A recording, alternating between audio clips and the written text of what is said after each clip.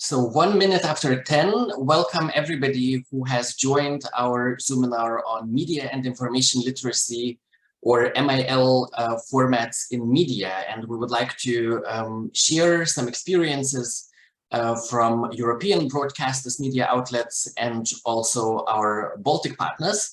And for that, we have prepared quite a program. And today, DW's supervising editor and digital media consultant Jakov Leon will be giving us an input and overview of what is trending at the moment in European media. And later we'll have also Inna Shilinna, who is a Lithuanian journalist and educator, introducing to their project of school newsrooms. And we have a little dessert for you. A little teaser now is that there is an open call for MIL learning resources and teaching materials running, and this will be introduced by Arminas Varanauskas from Knowledge Economy Forum in Lithuania. So that's a very good possibility for media makers, for educators, activists, or just those who are fans of media information literacy to get some support and to get their ideas started. So we are recording this part of the meeting. In the after we are finished with the recording, we will open also the space for all of you who are here with us today to have the chance to talk to each other, to get to know each other, and then to also discuss maybe other topics that are relevant to media information literacy. I'm Evaldas Rupkos at DW Akademie, and I'm a project manager of a project Baltic MIL, Education and Media Delivering Media Information Literacy, which is supported by the German Federal Foreign Office, and we are implementing it together with Knowledge Economy Forum, with Latvian Internet Association, Safer Internet Center, and Estonian Debating Society. So let's get it started, and let's get to the topic of media information literacy formats in media. And for that, I have invited Jakov Leon to join us here. Jakov, you have been working quite a bit in several different countries, particularly in the Balkans, in Moldova, also in the Baltics, on developing different digital media formats particularly. So what have you learned and what have you observed in this very interesting market? Oof, lots of things. Let me try to sum it up. I mean, MIL is a very specific topic area, as we know. There is, I would even say, love-hate relationship with, media outlets, because we know that when you just say this word, MIL or media literacy, it sounds very boring, but it doesn't have to be. And this is exactly what I've learned in, let's say, past 5 years working with several media outlets across Europe, and also exploring other projects that were not really, part of my or being part of my activities. So what we're gonna see here, maybe just a very short introduction. MIL is not really buzzword anymore, but still it's really a big potential for public broadcasters, especially because you produce educational program or children's program anyway. So thinking of possibilities in terms of formats is something that can provide connection with this topic, and this is, I would say, even a big plus, because you can't really put a sticker on MIL in terms of definitions, like what it really is. We kind of know, but we're still aware that there are lots of possibilities, and that's a good thing. That's not negative. You think, yeah, I'm a bit lost. What does it actually mean? Could it be this or that? But to be honest, this was really one of my learnings, meaning, it provides you with so many possibilities. Like even if you decide doing something that it's entertaining, you can find a connection with MIL. And the examples that you're going to see here, obviously, they're maybe just like a glimpse of what's out there, because we don't have that much time. But still, you're going to get the links if you want to, watch this in peace and explore the especially storytelling and then the structure. But at the same time, I would like to encourage you to, consider checking out even more, because there are lots of countries out there, testing what might work with their audience, and not necessarily just public broadcasters. And this is also what we're gonna see. I'm gonna share my screen now, so bear with me for a second. Hopefully everything is gonna work smoothly, including audio coming through. So my suggestion is to start with something that is a bit contradictory, and I don't want to say revolutionary, but something that is a punch in the face, because you're probably going to think, yeah, what the hell this has with media literacy, but actually everything in every possible way. So this is something that I was actually part of, I think 2 years ago, but the journey was quite long. A small team from Moldova expressed interest in creating something that would fit an edutainment area, meaning they needed a format on MIL, but still attractive or appealing to younger people. And we were elaborating and hanging out a lot, brainstorming. So I was walking them through all the possibilities and methods that might inspire them, like, to create something on their own. So since we're not going to watch the whole thing, I have to basically say a sentence, and that is, this is a talk show because they wanted a talk show, and also a quiz, which already makes the format quite complicated. And quiz is based on, MIL topic. And since we realized that, in order to reach young audiences, we need to find someone, from that crowd, being capable and also, available as a host, let's say an influencer, willing to be part of the project, which is already, like a slippery zone for them. And we actually had 2 hosts, exploring this format. And what you're going to see is this person on the screen is actually just semi-well-known guy from the region. By the way, it's in Russian, so it's even more specific and challenging, as it's for Russian minority in Moldova. I think you'll be able to follow the English translation, the automatic one. But basically, the format consisted of a person hosting. So there is a host, there is a guest, and the questions are being answered based on his or her contacts in the phone. Here it is how it actually works. Это по компьютеру или типа нет? Я не знаю. По географии. Замечательно, у нас есть фанат. Огонь ответ. Бомба. Что такое диджей? Я не могу это произнести. Да? Тетя Маша? Да? Кого правишь мою любовь? Кого программка? Тетя Маша, друг мой, ответи мне на вопрос, пожалуйста, срочно. Кой тебе? Твою-то!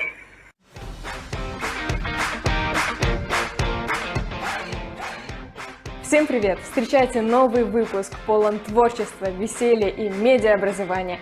И сегодня у меня в гостях харизматичный танцор Юра Юровский.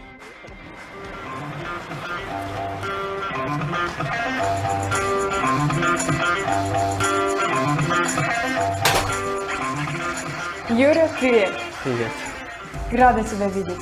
Ты готов к моим вопросам? Думаю, да. Yeah, well, commercial, so this is actually a good sign to stop.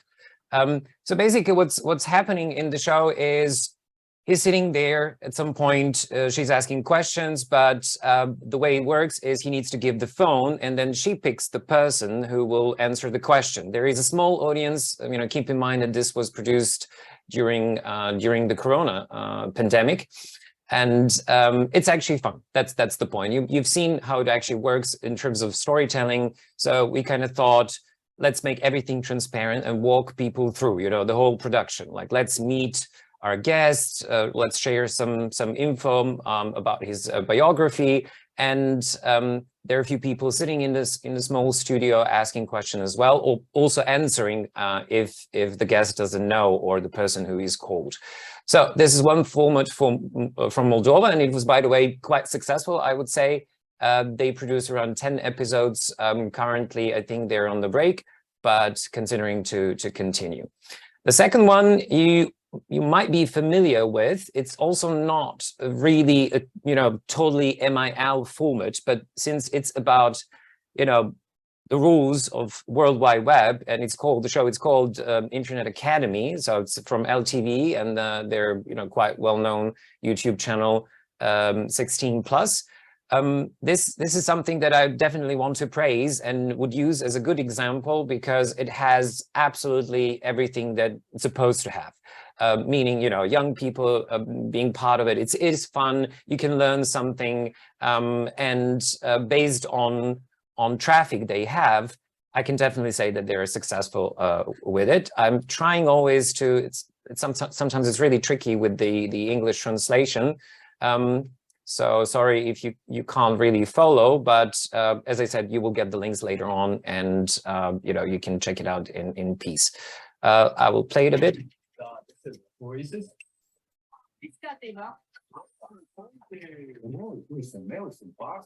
Es nemetu šeit, bet kāds ābols, kad jau tā ir? Nav gan. Super. O, sirds. Gribu būt interesanti. Muļķības.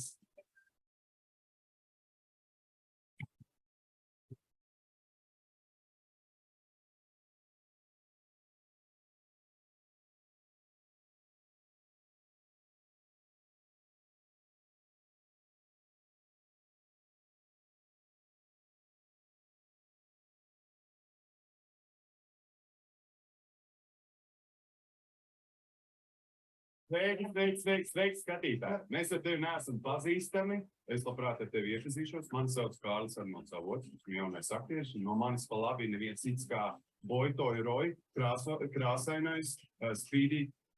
Jums būs doti 2 fakti, un jums būs jāatmīt, kurš fakts ir par Felipi un kurš fakts ir par Lauru. Felipe, Laura, jūs nedrīkstat teikt priekšā, jums šajā raundā ir jāpusē. Tātad, Felipe un Laura. Viens no viņiem ir pavadījis 26 minūtes lietotnē books un and so on and so on. As you can see, this looks as a proper TV production, and you might wonder, well, I mean, how it works with the digital platforms. It does. It's not necessarily always that you need to develop something from the scratch. I guess the reason why it works well is that it has the audience there, but the audience that is also your target audience. And it is informative, it is educational, and basically it has all important aspects that any format, not just MIL format, but let's say, any format for young people supposed to include. So this is also one of the examples that I definitely recommend to, watch. Another one is from Macedonia. This is a bit specific because it's a group of media professionals.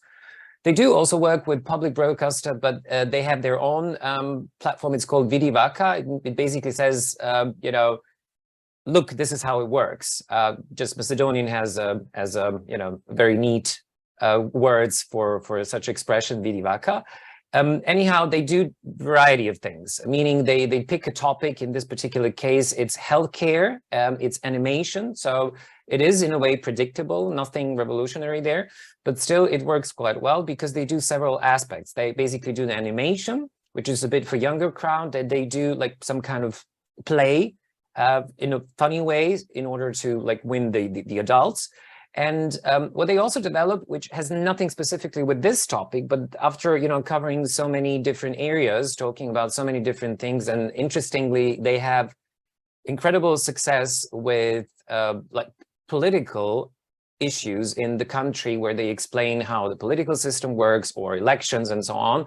So this was quite surprising and gave them boost, basically, or win the back to continue. And what they did, it's also MIL, a project, very specific. It's not a broadcast thing, but still worth of sharing. But let's first just have a glimpse of what they did in terms of the animation.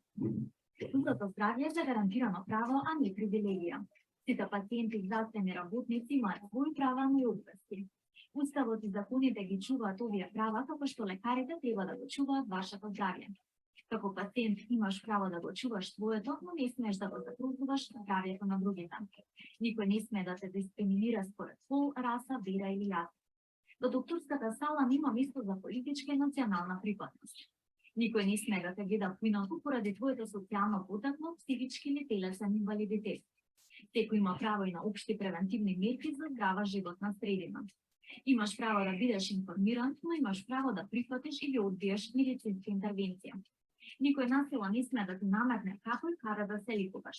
Во секое време треба да имаш пристап до твоето клиничко досие. Загарантирана ти е приватноста. Okay, let's save some time. So basically, the video is explaining how the healthcare in the country works. You know, what are your rights? What are you entitled to? Nobody, you know, there's no place for discrimination and so on and so on. So this was one of their quite successful episodes, and this is just a play, a funny one with real people in it. So just briefly play it.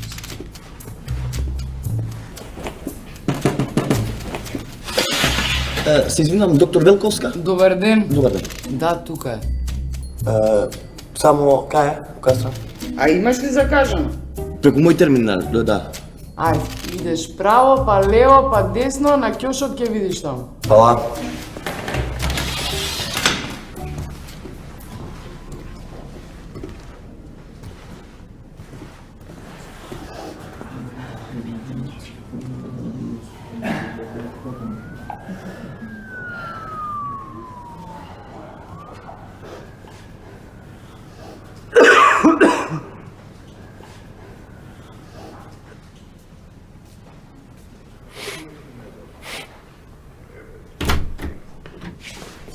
Лези!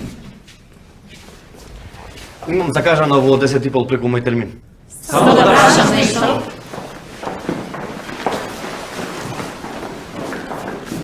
Yeah, you probably can guess what it is about. It's basically he scheduled his appointment and realized there's a crowd and then told them, yeah, but I have an appointment now. They said, but we just have one question. And this is very typical for the like Balkan culture, unfortunately. So it's not necessarily MIL, but it's making fun of the society in a I would say even positive way, because as mentioned, they have several aspects of the story, and in this particular case we were talking about the healthcare. And I will just briefly show you a game, or the game they developed. So it's a proper game. It's called Pinocchio, so you can already guess how they come up with the name. I will briefly play the video without the sound so that I can explain a bit. Basically, you can guess, it's based on answering questions, and you progress in the game depending on the points you gain. Yeah, you win while playing the game. Not suggesting that you should consider doing this, but still it's interesting how their experience led them to completely new chapter. They found some money or some funds and invested in the game, and as far as I know, actually people are quite interested. So in terms of selling, it also worked quite well. Okay, that's another example. I'll switch to from Macedonia or North Macedonia. I will go to Serbia, and this is a public broadcaster, RTS. They had some funds, so external funds. It's not that they financed this with their own money, but I know that they're working on a new series. This is basically like a TV show, TV sitcom for younger people. It's called The Superheroes of Media Literacy. I will quickly play one of the episodes. I just have to move this a bit. Yeah, well, commercials, as we know. So bear with me. Anyway, they also had success, meaning that since it was something new, and then they had some, let's say, well-known actors in the country taking part. So it's a really typical TV play. More ads. Radenko. Bile su to lažne vesti, baš kao što su ovi brkovi lažni. Kakve to veze ima sa tim što ja ne znam da čitam? Nije dovoljno što sam nepismen. Kako su mi rekli? Ti si nepismen, alfanumerički, funkcionalno, bibliotečki, vizualno nepismen svakako. A rekla bih da si i društveno, informaciono i digitalno nepismen. To su mi i drugi rekli. A sada sam i to... Medijski nepismen. Baš to. Zašto je uopšte važno biti medijski pismen? Pridrži mi ovo, molim te. Hoću. Ono što si malo pre čuo, bila je radijska ili medijska prevara. Nešto slično uradio je Orson Welles, čuveni reditelj 1938. godine. Yeah, I have to keep it short, otherwise we won't be able to go through, all the examples, all the majority of them. But anyway, basically, I think you can guess. It's a story about two kids. One is obviously, very, very, or pretty much informed about how the phone and social media works. The other one is not, and they're trying to help him out. And this has been done in a very playful way. Obviously, they went crazy in terms of the scenography, but it paid off. Okay. This is just to basically show you how it's not necessary to always think in terms of video content, although we know that visuals work quite well. But for example, if you decide or consider to develop something for social media specifically, and then let's say Instagram, you obviously know that there's possibility basically to play around with graphics, infographics, and tell a story in a different way. So in Serbia, this is also Serbia, and it's one NGO that we work very close with. It's called COMS. It's like an umbrella organization of all youth organizations in Serbia. They're very, very active, and interestingly, they have success with this format. And one of the stories is, you've probably also been following or heard a huge protest in Serbia after these two shootings. So people got on the streets and basically not necessarily protesting against the government, but generally they want something to be done. And it's very, very minimalistic, meaning the story is being told in form of, text and combined with some visuals. So they're just telling why is this important or what's going on first, obviously covering all 5 W's. So it's like it has the form of a news story, but at the same time, they basically also provide information that people need to know about, let's say, current laws, dealing with this topic, and so on and so on. So people like to share this probably because they want to spread the word. So this is also one of possible formats. Same goes for Montenegro. There is one of the girls or influencers who is behind this platform called Think Critical, and she's focused. That's why I'm sharing it on different topics. Meaning, you can probably imagine or not, in terms of women's rights, what's going on in the Balkans in the past 20 years. So there are some feminists really trying to change this, or at least shake it up.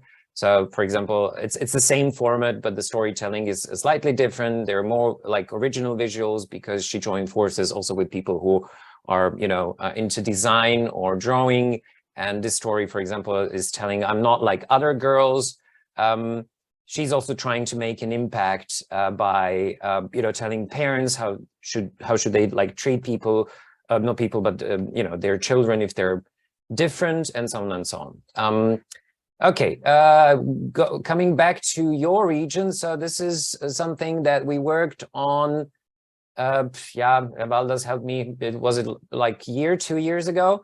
With LRT and ERR, so the Lithuanian and Estonian broadcaster.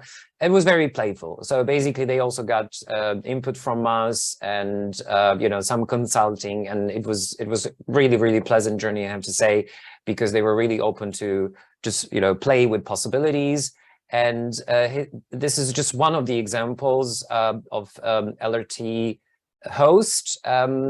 They did several things basically. So they had two levels or two layers of the project. One was really focused on what's MIL, meaning they were, sharing stories about what's important to know on Facebook or while spending time on Facebook. But at the same time, their host, that was also one of the suggestions in order to gain more traffic and engagement, was trying to show around how TV works or what's her job. So there are some more funny or less funny things, but still, educational, and they really fit the edutainment profile. I'll play it briefly. Vat už šitos tvorelės. Šitą tvorelę apsaugo bėgius, kuriais keliauja mūsų pačios moderniausios kameros robotai. Į aparatinę įeiti draudžiama, bet einam, aš jūs pasikviesiu. Turiu pažiūrėti. Rytas, aš esu Ugnė, dabar yra 9 valanda ir taip, aš be laikrodžio žinot, iš kur žinau, nes ką tik baigėsi labas rytas. Todėl kviečiu jūs į studiją apsidairyti, apsižiūrėti ir pamatyti, kaip atrodo laidos užkulisiai. Žmonės galvoja, kad vesti labą rytą yra labai paprasta, nes viskas parašyta suflerį. Užlipi ant tokio pedalo, paspaudi. Yeah, and so on. So this is not, standard content that fits the profile of MIL. But as said, and I will walk you through some tips later on, once we're done with examples, why is this important? Because sometimes, your message is so strong and not necessarily something that people find entertaining, and they need to discover your content first. And in order to reach that level, you basically need to tease them somehow. And LRT colleague did this really, really tremendously. It was so fun. And this is just one of the videos they published or produced for Instagram and TikTok. I think, yeah, this is another one where she's really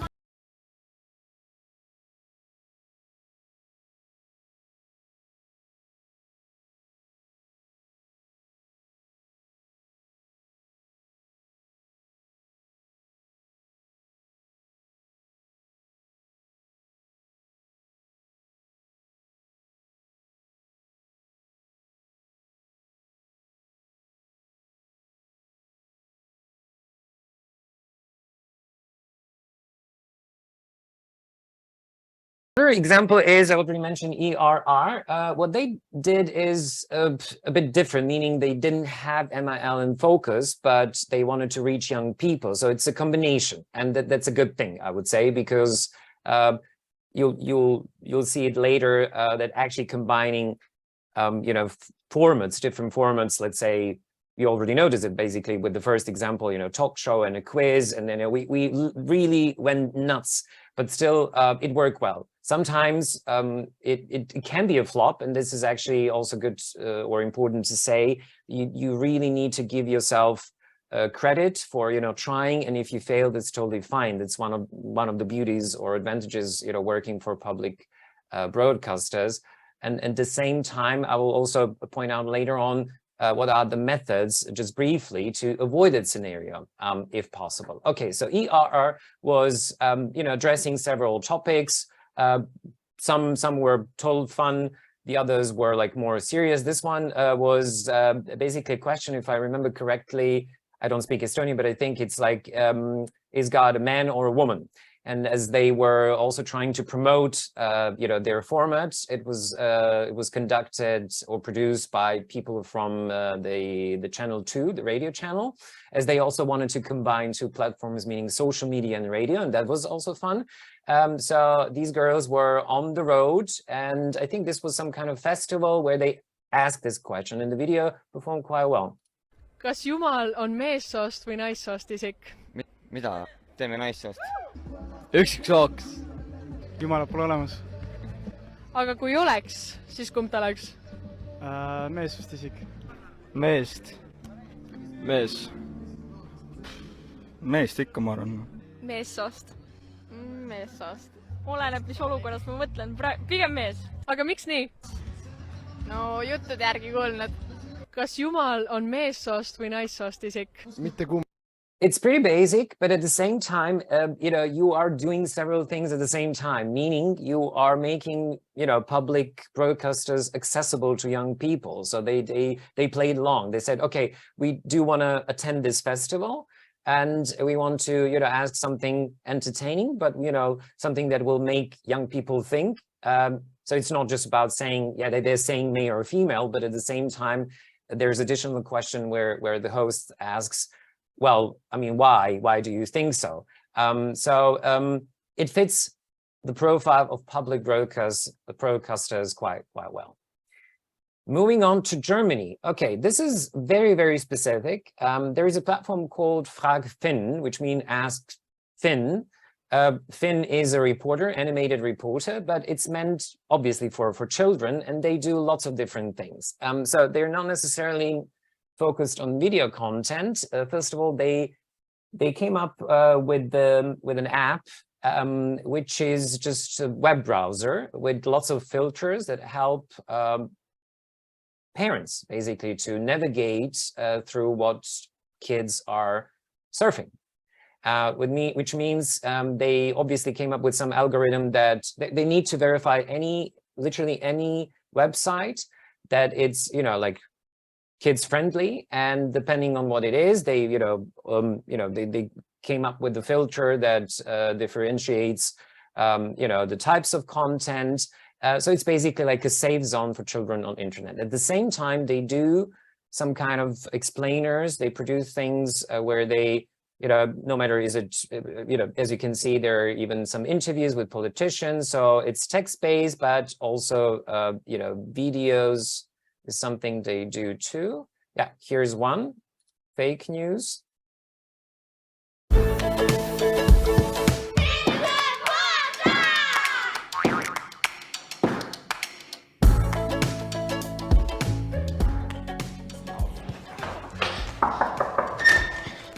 Tut mir leid, dass ich zu spät bin, aber mein Onkel hat mir geschrieben, und zwar, ich soll ihm erklären, was Fake News sind. Und unser letztes Thema waren ja Fake News. Ja, da müssten Experten drin sein. Ja, auf jeden Fall. Lass uns doch eine Videobotschaft filmen machen. Super, das schreibe ich ihm.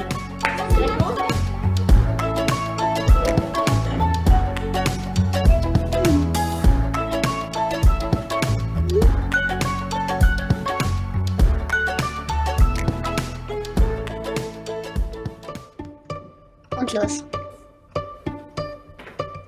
Hallo Theo, das mit den Fake News haben wir uns schon angeguckt. Es gibt jeden I find these videos really nice. It might look that they're predictable, but the kids have done an incredible job. So just shortly, it's about fake news, obviously. Uncle, one of the kids, is asking, so sending him a message and asking, is there anything he needs to know about fake news? And then they, as a group of reporters, decide to explain it in a video. And that's what they're saying. Let's do a video. And then you also follow the communication on some messenger platform later on how the story develops. Okay, this is the same thing. Yeah, this is also one of the German platforms, Click Save, but it's a podcast. It's meant for parents mainly, or any crowd that is actually interested in this topic. It says, are we losing our kids in nets, meaning on internet? So they're talking with experts and people who are in some way active, regarding this topic. I'm not going to play it because it's in German, not going to help you much. Okay. ClickSafe Frag. Yeah. This is also quite interesting. It's a platform where for basically any generation. So it's for children, also for teachers and parents, where they can learn things about internet or how internet works. Okay, so trying to save some time.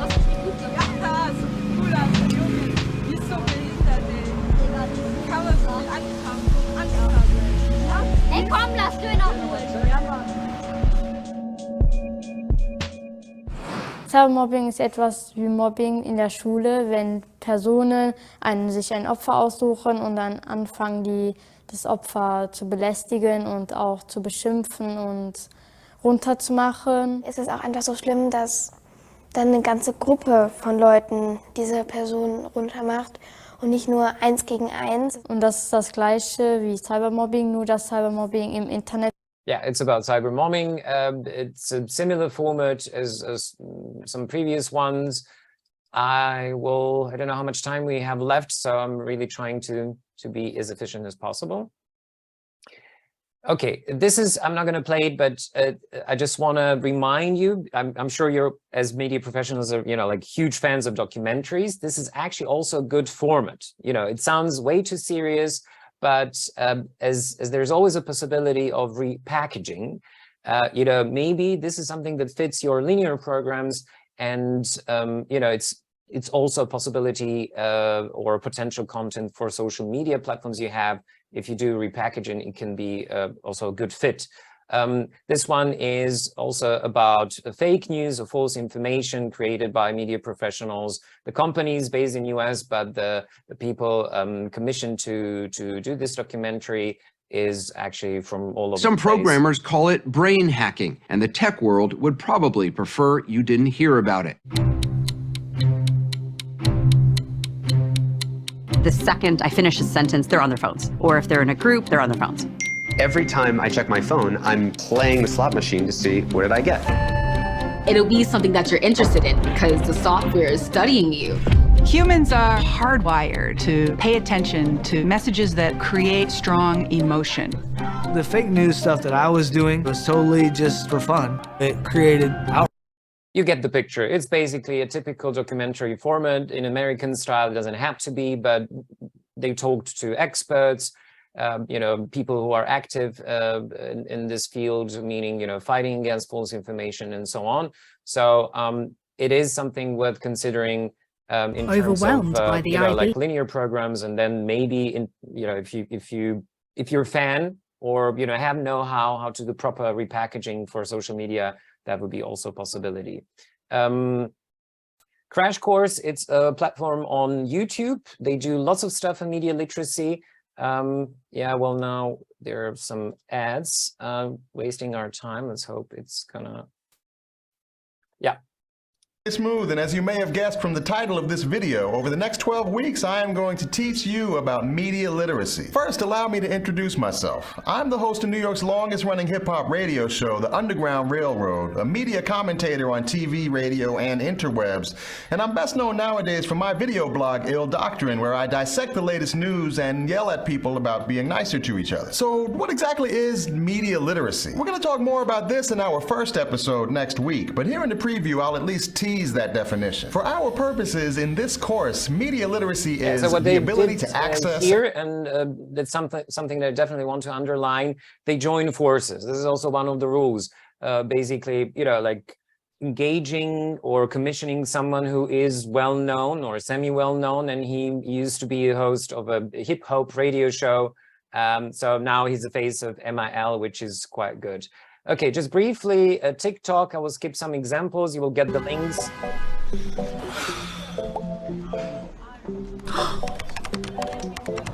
Hold it right there. This claim sounds fishy. Before you go any further, you're gonna wanna question the source. Sam Starr, Source Investigator, will help you identify the source. Are you having trouble knowing what to believe on the internet? You're in luck. I can help. It's time to ask questions. Let's identify the source and verify the credibility of the author. Aha! Just as I suspected, a bogus source. Now that's how you do it. Good work. Sam Starr, Source Investigator. Remember to identify the source. Yeah, it's fun. Basically, this is something that TikTok initiated, joining forces with influencers or people who have the big crowds on this platform, and ask them to produce something on MIL. Okay, I don't know how much time we have left, so I'm not gonna continue with this. I'll just briefly walk you through something that we learned as DW while working on some MIL projects. And some of these things you noticed already while watching some of these examples. So it's definitely always worth thinking outside of the box if possible. You know, you don't have to reinvent the wheel. It doesn't mean you have to do something new, but it's sometimes helpful. Like if there's something that you always wanted to do it, give it a try. The second rule is obvious. I think you're all aware how important it is to, you know, be clear about who you are trying to reach. Join forces is one of my favorite rules, to be honest, because the bigger the crowd, the greater the chance is of success. You know, schools, NGOs, experts, definitely, and influencers, because obviously they can spread the word. Engage and entertain, don't lecture. Kind of obvious one, but sometimes people, you know, forget these things. So, you know, use these rules if you find them helpful. One of the big learnings was definitely combine formats, as you've seen also by yourself. I think this one with Moldova was the craziest thing we did so far. Like we literally, you know, mashed up so many things, and it paid off. If there is a possibility, include your audience. There are different ways of doing so. The best one is to actually have them in the show, on the video, you know, like providing you with a statement. But obviously, this interaction can be developed on social media platforms as well, because, you know, engagement brings traffic. I don't need to explain that. You'll need more than one platform. This is interesting rule. Really, we realized that if you have just one platform, let's say YouTube, and even though it might be, you know, total fun for youngsters, let's say, the crowd that goes on YouTube to consume content there, they are actually, you know, they're already decided, okay, now I'm going to watch something in like full length. But what's with the crowd that is not that open? So I'm not saying now, oh, if you go for YouTube, please consider Instagram or TikTok, but you need some connection or another platform that maybe can, you know, reach crowd with the same content or repackaged content even more successfully, which was the case with some of the projects you've seen here as well. Cross media, it's literally the same thing, but it's maybe more complex. This is also what we tried, I think, with LRT and ERR. As they wanted to combine platforms, then we thought, okay, it makes sense to consider like a complete user journey. This is a philosophy for itself, which includes more than 2 platforms. Basically, you come up with a way how your user will get from point A to point D, let's say, and there are a few stops in between. And the last one is equally important as the previous ones: test your format before the lunch. The best thing, so, you know, based on my experience, not the most simple one, still it doesn't cost that much. It's like focus groups, small focus groups, where you actually recruit young people, your potential crowd. So don't ask your mom, that's the wrong thing. Just try to like gather 10 to 12 people from different parts of the country, so that, you know, they're diverse in some way, and just let them watch your new format and ask them for feedback. That would be enough. There are other methods I could, you know, also introduce about that some other time. I think we run out of time. Valdis, correct me if I'm wrong. Anyway, you'll get the links if you want to watch this, you know, on your own. And obviously, if you have any questions, yeah, you're more than welcome to get in touch. Yes, and that would be exactly now the time for any questions that our audience has. So please do use the chat for this, or also raise your hand so we can see that you have one. Since some of the people who have been actually working on their formats, I see colleagues from LTV, I see colleagues from LRT, ERR, other outlets. So if you feel like adding something on that, on your experience and on your developments, please do also feel free to contribute.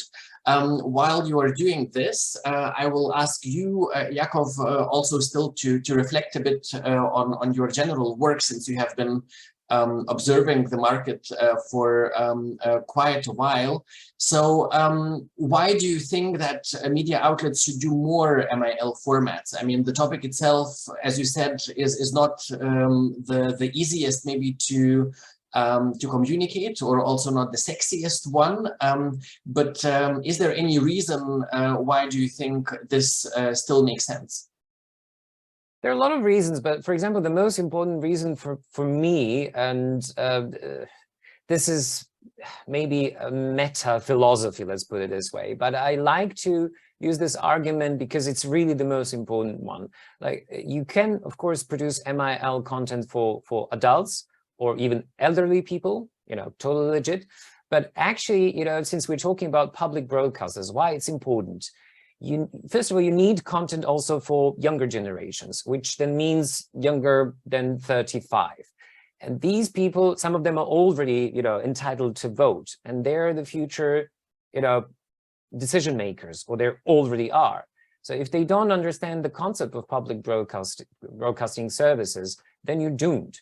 So, and this is something that I already seen also in Germany. There was a huge panic in Germany and some other countries, in France, also in UK, as they realized that the majority of people that, you know, who watches or consumes their content is 60 plus.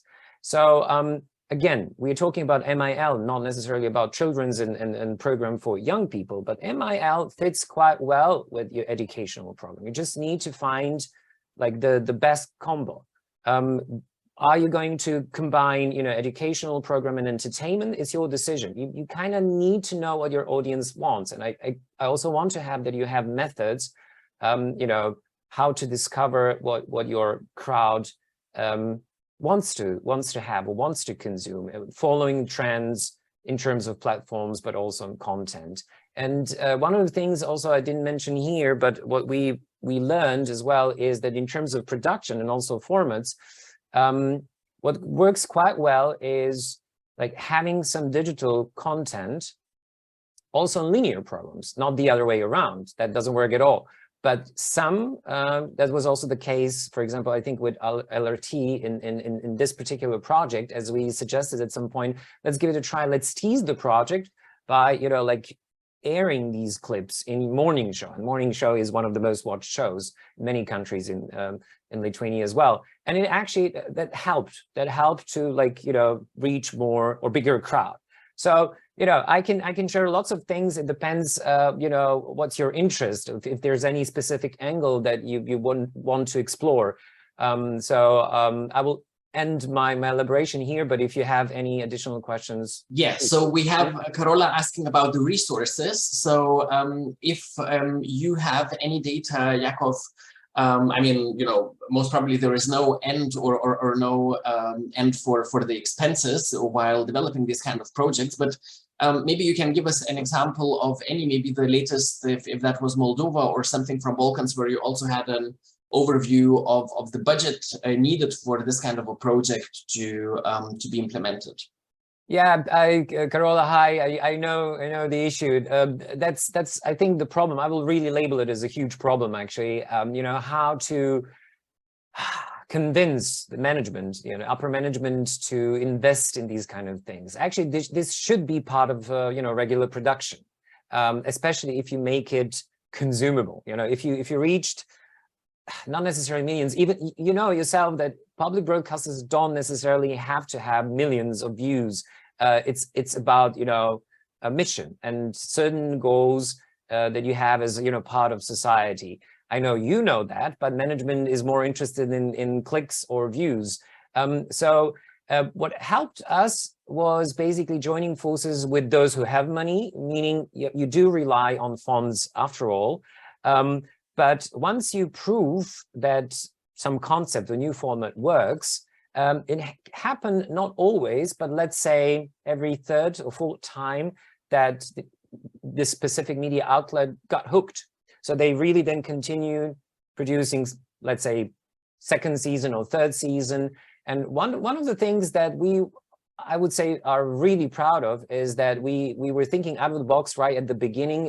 There is this crowd. I didn't want to bother you with this because I use this example a lot, but this has shown me, you know, what potential actually is of, you know, MIL and where are the you know, like limits. And there are no limits, actually. So if you remember, maybe some of you already know this example, we joined forces as DW Akademie. That was like 5 years ago now.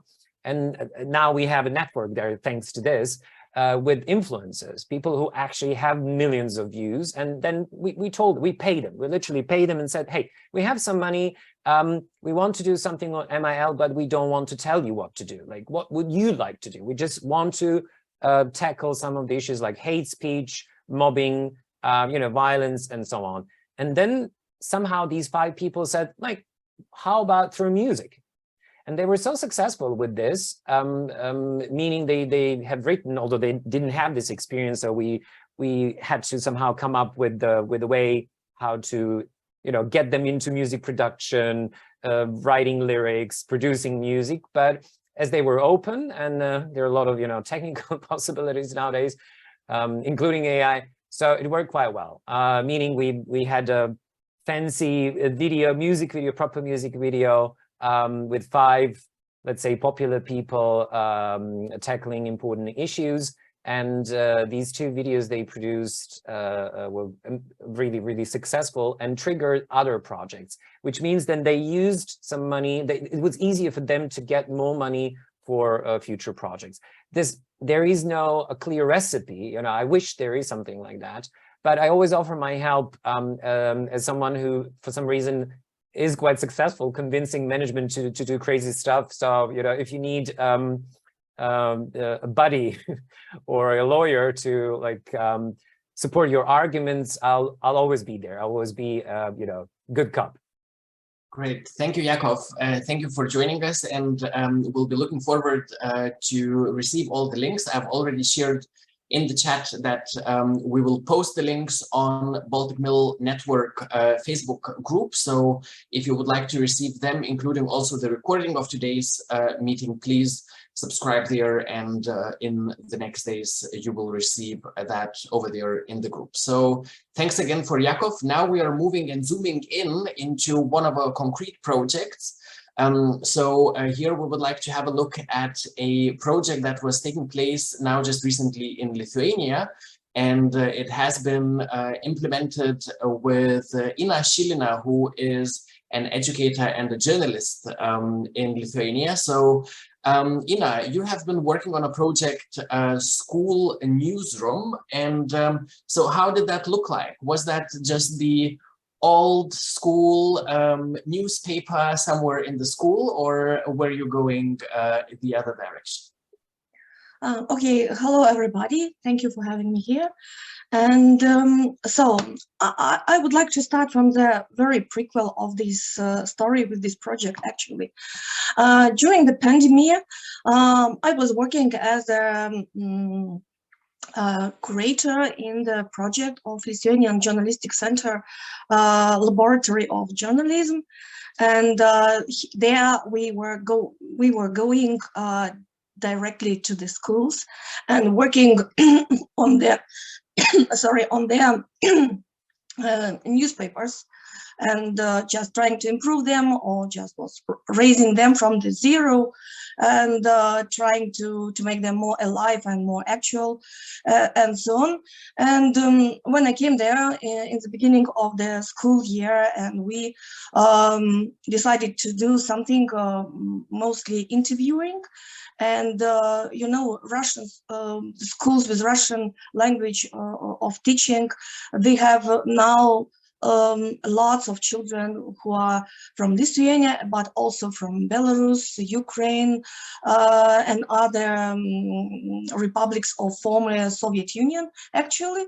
And we decided to make this our first theme, just look around with children. It was from 6th to 8th grade. Just look around and find the people who came to Lithuania recently, 10 years ago, and find out why and how they are here, actually.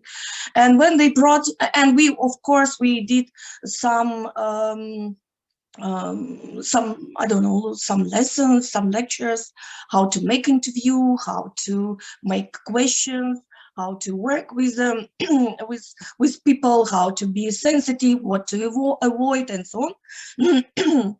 And when they brought me their first interviews, it was quite shocking to me that when they were, for example, were talking to the girl who came Lithuania, to Vilnius in 2020 from Belarus, and she's telling about this. And the next question, it is not why and what has happened, and it is just, and do you like our school? So, and the next is about Ukraine. So I came to Lithuania in 2014 from Donbass. So, and do you have friends already here? And I came here from Russia from after 2012. You remember, it is Bolotnaya Square, and all these repressions have started. And the next question is, what is the best place? What is your favorite places in Vilnius? So, and so on. It was the same in some color revolutions from other republics, and they had these classmates from all these republics actually in their school, and I was starting to talk with them. So why there is no questions? Why? For example, and then we together realized that they don't know anything about what's happening around them. They do not know about Belarusian revolution and repressions. They do not know what happened in 2014 in Ukraine and Crimea annexation. They didn't know about repressions in Russia and so on. So, and we were talking about it and so on. And they went again to make their interview and brought the materials. And it was, of course, I saw what a surprise in their eyes. So, for example, because they got the information from zero. So the information they haven't got from media. They haven't got from their parents and grandmothers and fathers, maybe just because of their very strong statements of their family members about the things happening around. Just don't trust, they don't believe. And here they were they were taking the information directly from the source, and realized that so what is happening around them. So they realized why it was dangerous in Belarus, why it was what about that boy who came from Donbass, then realized that there is just a bombing. And he was afraid, and the family came here, and about Russia.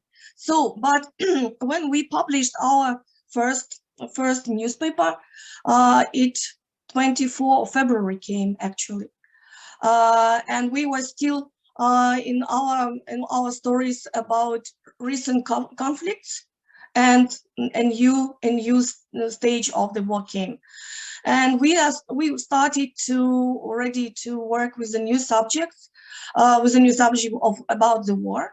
And actually, it was very good for them also, just because, you know, this is kind of hysteria started in the media. I would say that Russian-speaking schools, they are pro-Kremlins, they have lots of people who support Putin and so on.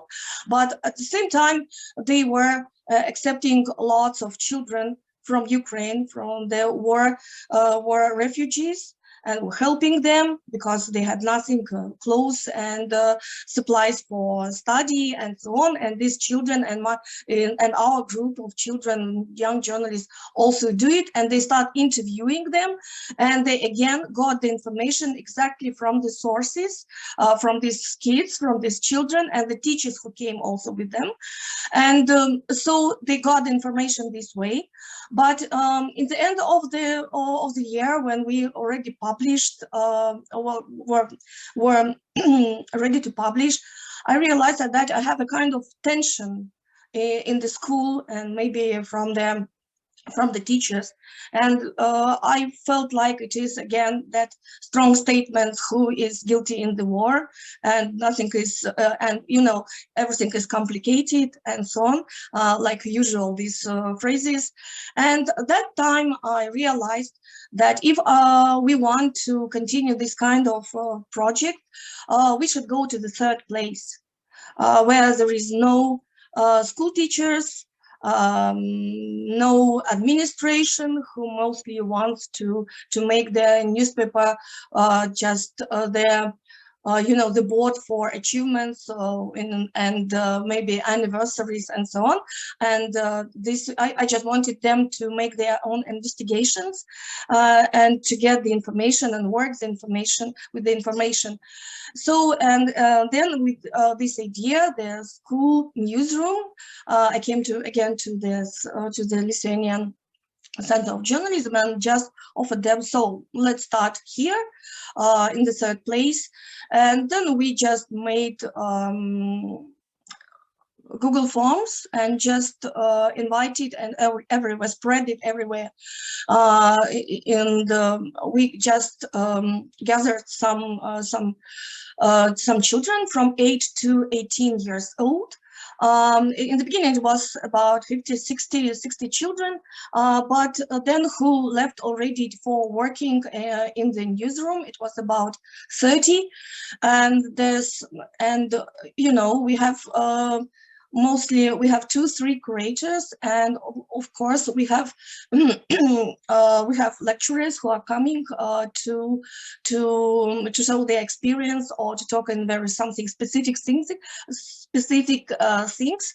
And of course now when we have so many relocated journalists from Russia, we have lots of volunteers who just want to come and talk with our children about journalism, and very good newsrooms actually. So we had this one lecturer, it was from seven, for example, journal from regional network from Russia.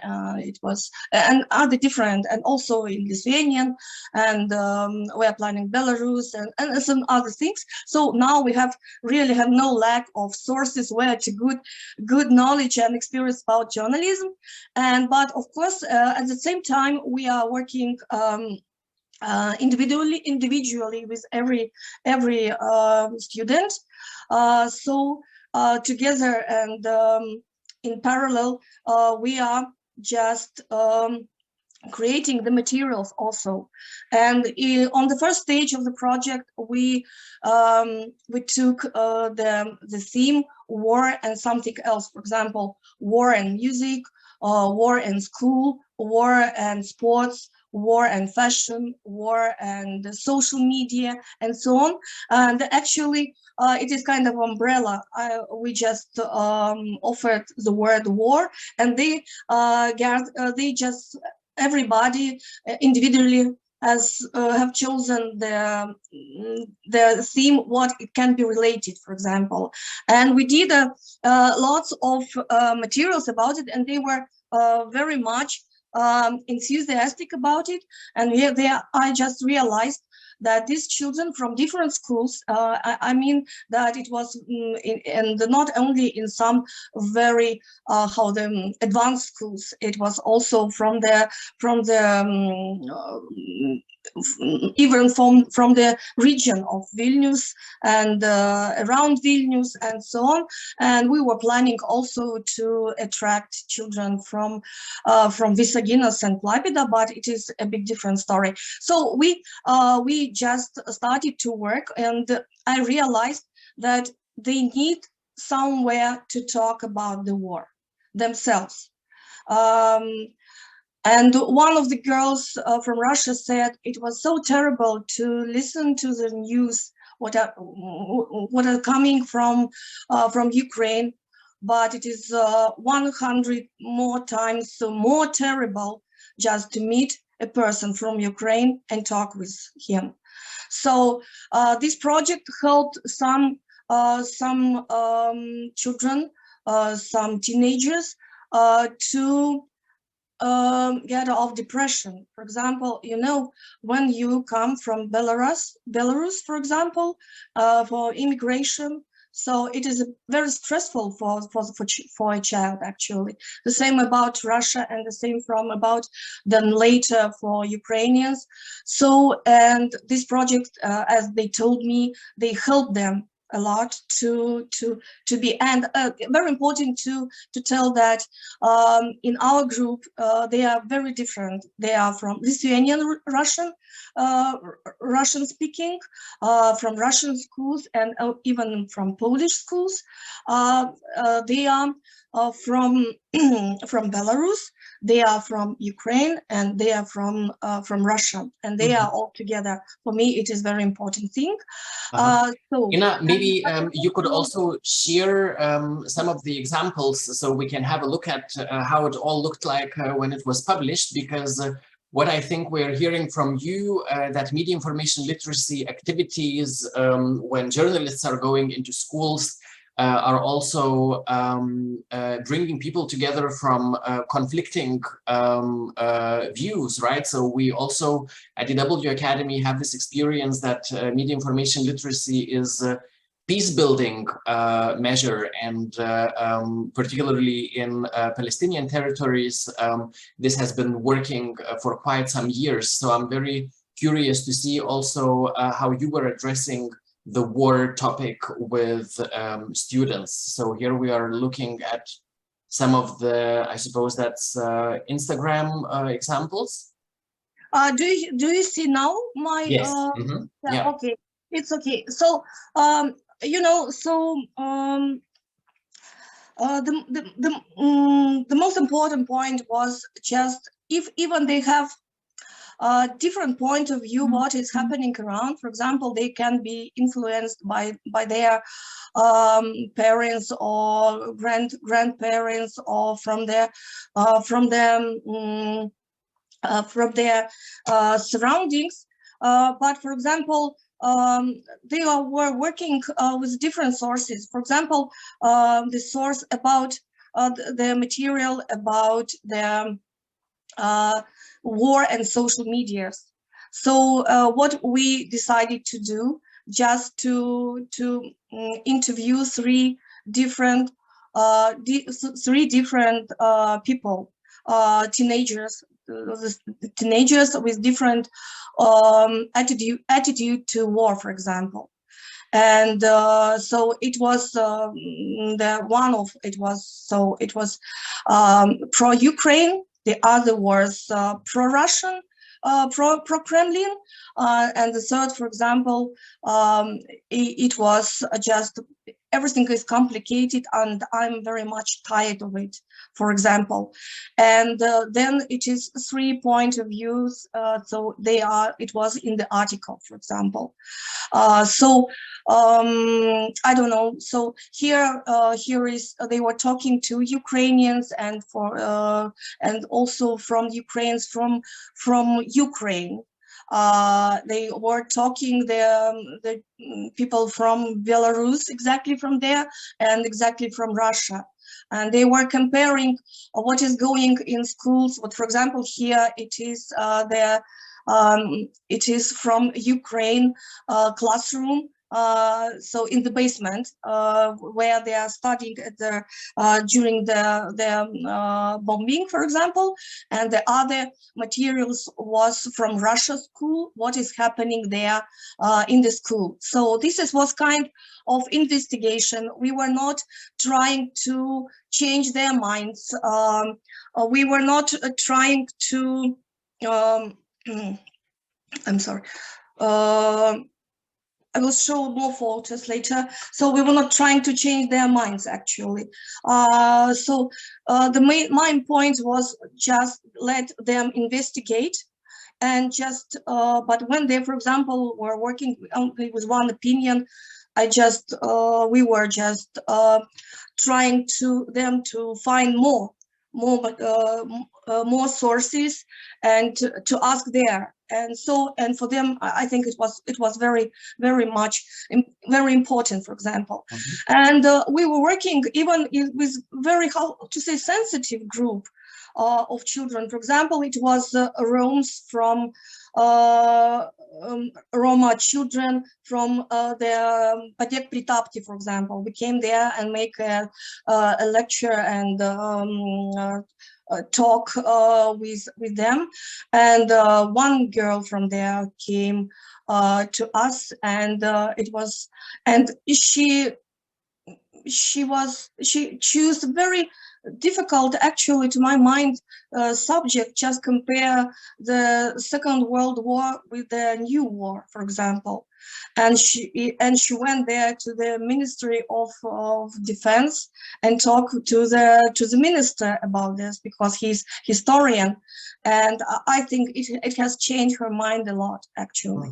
So the main point of this, not to change their mind, not to tell what is right and what is wrong, or just let him investigate and show the way how to investigate. Yeah, and by that experience themselves, right, and maybe also question own views or get a broader perspective on this. Yeah, so should I finish already? Thank you. Yes, Inna, the time is up. I'm sorry for that. I can show some photos, very, not a lot, actually, if I can. Maybe you can share it by a link so we can gather it all together in one place afterwards, if that's fine. So I have just also shared the Instagram handle for those who are interested to follow up on your project, because I've seen that all of the articles that have been created are also linked there with the stories. So thank you so much, Inna, for sharing your perspective on how journalists are going into schools on sometimes also very difficult aspects, meeting different sides of the story. And for sure, this is still a very hot and maybe traumatizing experience for some of the students whom you met. So it also shows how we with media information literacy activities can go even deeper than only developing the skills, but actually also talking about some very concrete topics that are also maybe mind and life changing. So thank you so much, Inna Shilinna, a journalist and educator from Lithuania with the project School